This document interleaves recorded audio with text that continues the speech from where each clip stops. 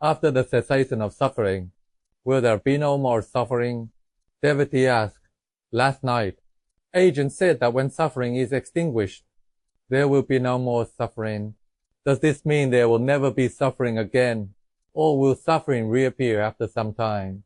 Ajahn Goff answered, suffering is of two kinds, mental suffering and physical suffering. Regarding physical suffering, Ajahn has already explained it previously. As for mental suffering, the Buddha taught that mental suffering is like bacteria. We must completely eradicate these bacteria from our minds. If we follow the Dhamma and thoroughly eliminate the bacteria of suffering from our minds, it will not arise again. As mentioned before, the mind is deathless. When we have completely eradicated the bacteria of suffering, the mind becomes free from suffering. When the mind is free from suffering, it is entirely without defilements. When it is entirely without defilements, we call this nibbana.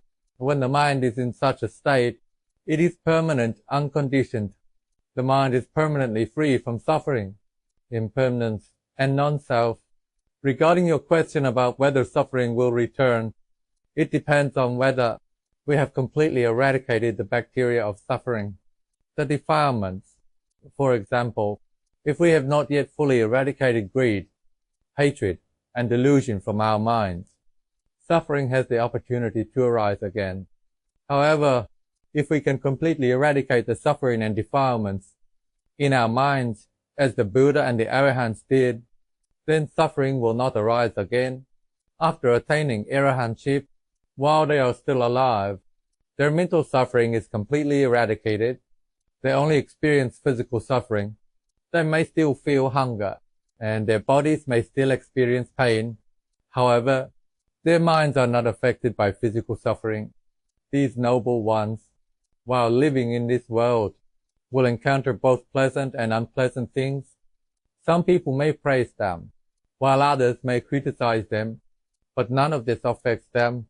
When their lifespan comes to an end, the physical suffering ceases, and only the pure mind remains. In simple terms, the Buddha and the noble ones are like everyone else.